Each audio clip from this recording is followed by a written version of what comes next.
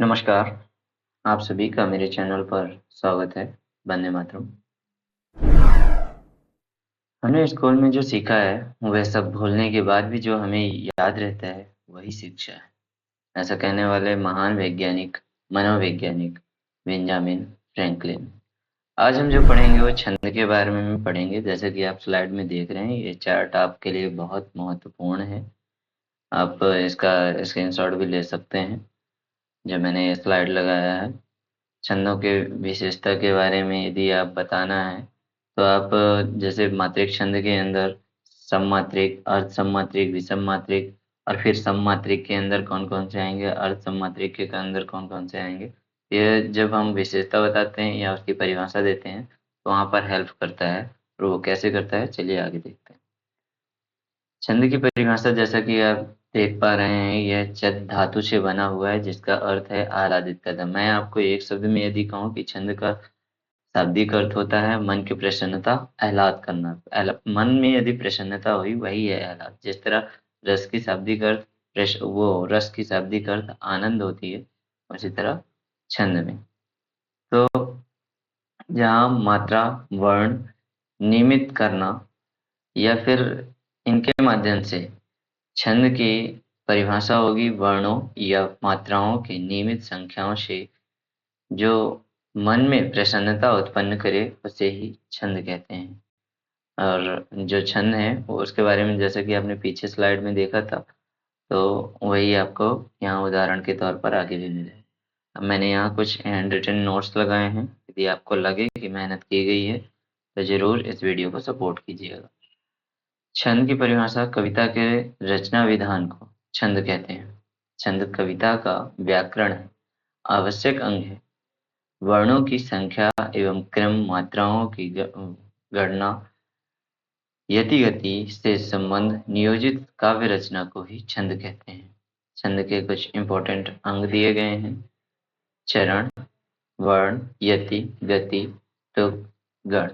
अब गण जो है वो 3 वर्णों का मेल होता है। यम, आता, राजभान, सलगा छंद का एक नियम है जो सूत्र के तौर पर दिया गया है। छंद शास्त्र की यदि बात करें तो हम यह सर्वप्रथम पिंगल मुनि, जिसे पिंगल शास्त्र भी कहा जाता है छंद शास्त्र को। और छंद जो है 6वीं ईसवी शताब्दी में आई है। जैसे कि हम रस को जानते हैं कि रस दूसरी ईसा शताब्दी के पूर्व में, ठीक वैसे ही छंद 6वीं ईसा शताब्दी पूर्व में। व्याकरण में दूसरा प्रकरण यदि कहें तो छंद है, पहला रस था।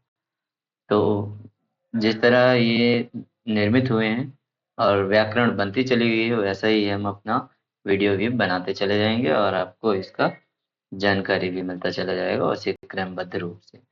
पादीय चरण क्या होते हैं? छंद शास्त्र में पाद का अर्थ छंद का चतुर्थ भाग है। छंदों में प्रायः 4 चरण होते हैं। प्रत्येक चरणों में वर्णों या मात्राओं की संख्या क्रमानुसार नियोजित होती है।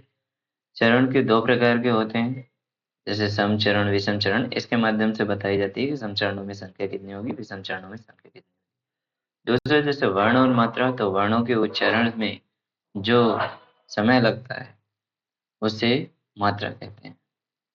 ठीक है? वर्ण मात्रा की दृष्टि से 2 प्रकार होते हैं, लघु वर्ण और दीर्घ वर्ण।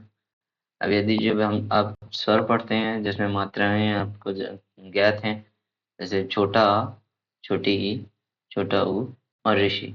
इनके जहाँ भी ये मिलेंगे, इनकी मात्राएँ यदि लगी हुई है, छोटी ई की मात्रा जैसे छोटा ऊ का मात्रा या फिर ऋषि का जो रेफ लगा हुआ है, और कुछ जगह अलग हो जाते हैं, वो अपवाद के तौर पे हम बताएँगे। फिलहाल के लिए वो लघु वर्ण है। और दीर्घ वर्ण कौन से हो गए? बड़ा अ, बड़ी, बड़ा ऊ और ए, ए, ओ, औ। अम और आ ये अयोग वाह में जाते हैं, जिसको अनुस्वार और अनुनासिक बोलते हैं। उसकी भी 2 ही मात्रा काउंट होती है और मात्रा को काउंट करने में जैसे कि वो आई और एस से डिनोट किया जाता है। यहाँ पर आप देख सकते हैं लघु वर्ण को दर्शाया गया है जिसकी 1 मात्रा होगी और दीर्घ वर्ण को दर्शाया गया है जिसकी 2 मात्राएँ होंगी। यति क्या होती हैं? पढ़ते वक़्त जहाँ हम किसी जैसे अल्पविराम कहीं पे लगा है, तो हम थोड़ी देर के लिए रुकते हैं, वही है यति। और गति क्या है? जो हम जिस लय से हम पढ़ते हैं, तो उसमें जो प्रवाह होती है, जो फ्लुएंसी है, स्पीड है, वो किस पे डिपेंड करती है? गति पर। तुक। अब यहाँ पर तुक क्या हो जाता है? तुक का अर्थ वर्णों की आवृत्ति है। चरण के अंत में वर्णों की आवृत्ति को तुक कहते हैं। जिस तरह कहते हैं ना तुकबंदी करना, तो चरण के अंत पहला चरण का अंतिम और दूसरे चरण के अंतिम में जब सेम वर्ड मिलते हैं वही है तुक। गढ़ क्या है? तो ये वार्णिक छंद में हम पढ़ते हैं। गढ़ जो 3 वर्णों का मैंने जो बताया था आपको समूह, उसे ही गढ़ कहते हैं। और यह गढ़ों की संख्या 8 होती है और इसके शब्द कितने होते हैं? ये शब्द एक ही हैं जो या माता राजभान सलगा 10 अक्षरों से निर्मित की गई है। वर्णिक वृत्त ये क्या होता है? छंदों में मात्राओं के अतिरिक्त वर्णों की संख्या तथा क्रम के अनुसार गणना की जाती है। ऐसे छंदों को जिनकी गणना वर्णों के अनुसार होती है वो वर्णिक वृत्त होते हैं। ठीक है। मुक्त छंद। मुक्त छंद लाने वाले जैसे कि मैंने पहली स्लाइड में दिखाया था आपको, ये देखिए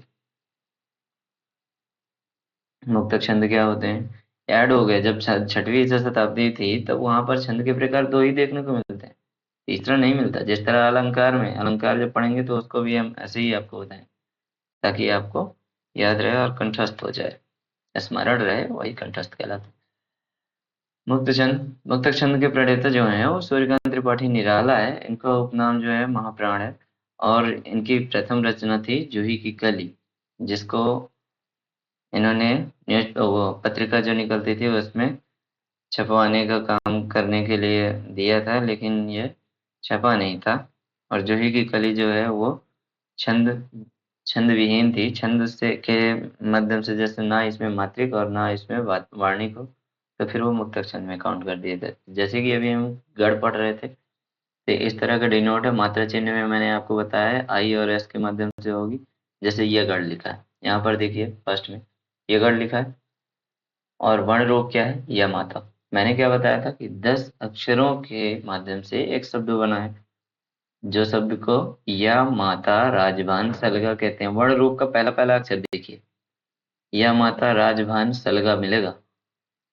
अब नीचे सबसे नीचे जो सलगा लिखा हुआ है, 3 वर्णों का रूप बनाना है, इस वजह से वो तीनों वर्ण एक साथ आ जाते हैं।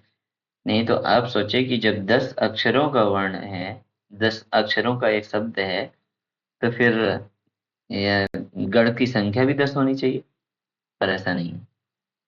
क्यों ऐसा है वो बता दिया मैंने। अब यहाँ उदाहरण के लिए मैंने बता रखा है कि कौन सी मात्रा कब लगेगी। जैसे भवानी है, अब बड़ा अ की मात्रा हो गई व में और बड़ी ई की मात्रा हो गई न में, वहां पे 2 मात्रा काउंट होती हैं तो एस लगा हुआ है। ठीक ऐसे ही मैंने शुरू से लेकर लास्ट तक जितने ही गढ़ होते हैं वो पूरे को बताया है। एक बार लास्ट में नजर करिए, सगढ़। अब इसमें सलगा है, अब सलगा के हिसाब से मात्रा लगेंगे। स छोटा, ला छोटा, गा बहुत बड़ा, मतलब बड़ा की मात्रा। तो वहां पर मात्रा कैसे लग गई? आई आई एस, मतलब एक एक दो। और उदाहरण के तौर पे किसी का भी नाम ले लीजिए, पर ऐसा नाम लीजिएगा जो आई आई एस निर्मित कर रहे हो, जिस प्रकार से मैंने सरिता को लिखा है। अब जिसमें छंद यदि हम पढ़ते हैं ना, दोहा सोरठा चौपाई तो बहुत इंपॉर्टेंट है, तो आना ही चाहिए दोहा सोरठा चौपाई। हालांकि दोहा जो है वो मात्रिक छंद के अंदर, अभी मात्रिक छंद के अंदर ही पढ़ेंगे दोहा सोरठा चौपाई। कवित्त सवैया और सवैया के भी 5 प्रकार, तो वो सब चले जाते हैं वाणिज्य छंद में, वो किसी और दिन पढ़ेंगे। अभी फिलहाल के लिए ये आपके लिए इम्पोर्टेंट था। ठीक है। तो दोहा, दोहा एक मात्रिक छंद है। इसकी परिभाषा और उदाहरण कुछ मैंने पॉइंट वाइज बनाए हैं, ये आप देख सकते हैं। ठीक है, पढ़ लीजिएगा। दोहा में अंतिम में गुरु और एक लघु, ये होना आवश्यक है। ठीक है। दोहे में 24 मात्राएं होती हैं, 2 पंक्तियां होंगी, 24-24 मात्राएं की। बात यह है कि यह 13-11 से चलता है और कुछ ऐसे ही 24 मात्रा वाला देखने को मिलेगा सोरठा। अब उसमें अलग क्या है ये देखते हैं। दोहा, इसकी परिभाषा एक अलग रूप से मैंने दी है। जो आपको सरल भाषा में याद रखना चाहिए। सोरठा।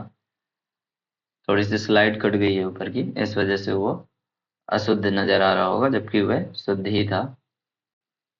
तो सोरठा, इसके लक्षण क्या हैं? कहते हैं ना किसी के लक्षण क्या हैं, तो इसके भी कुछ लक्षण हैं। दोहा का ये दोहा का उल्टा होता है।